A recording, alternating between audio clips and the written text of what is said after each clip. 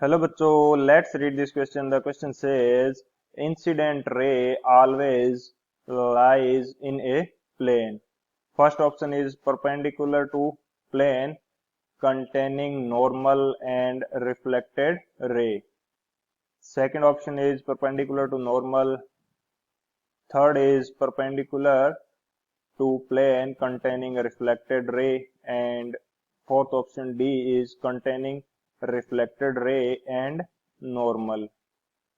तो इस क्वेश्चन के अंदर बेसिकली हमसे पूछा क्या है कि जो इंसिडेंट रे होती है वो कौन से प्लेन में लाई करती है. तो इसके लिए जो की कंसेप्ट है वो हम देख लेते हैं.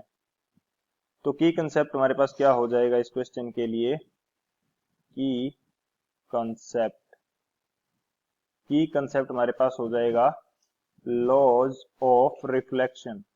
यानी कि जो रिफ्लेक्शन के लॉज हैं वो हमारे पास क्या होते हैं. तो वो हमारा क्या हो जाएगा की कंसेप्ट इस क्वेश्चन के लिए. जो फर्स्ट लॉ है रिफ्लेक्शन का वो हमारे पास क्या होता है. According to first law of reflection, जो इंसिडेंट रे होती है, इंसिडेंट रे नॉर्मल एंड जो हमारे पास रिफ्लेक्टेड रे होती है, reflected ray lie in same plane. यानी कि ये जो तीनों चीजें होती हैं, इंसिडेंट रे, नॉर्मल एंड जो रिफ्लेक्टेड रे होती है, तीनों सेम प्लेन के अंदर लाई करती हैं. एंड जो सेकंड हमारा रूल होता है वो क्या कहता है कि जो एंगल ऑफ इंसिडेंस होता है, एंगल ऑफ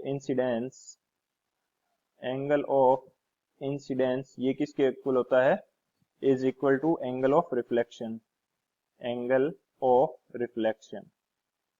जो एंगल ऑफ इंसिडेंस होगा वो एंगल ऑफ रिफ्लेक्शन के इक्वल होगा. तो ये दो लॉ हैं एंड इन दोनों की कंसेप्ट की हेल्प से हम लोग इस क्वेश्चन को सोल्व करेंगे.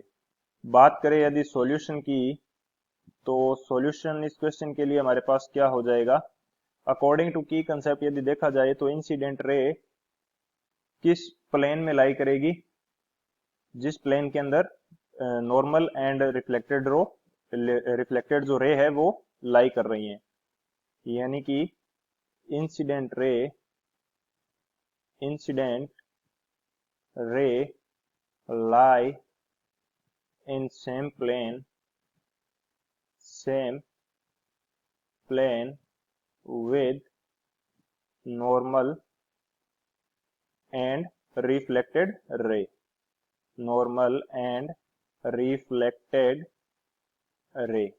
तो ये हमारा क्या हो जाएगा सॉल्यूशन. अब बात करते हैं ऑप्शंस की. तो कौन सा ऑप्शन करेक्ट हो जाएगा. ऑप्शन जो डी है, containing reflected ray and normal, ये हमारे पास क्या हो जाएगा, करेक्ट हो जाएगा. So option D is the final answer. I hope you understood it well. Best of luck. Thank you.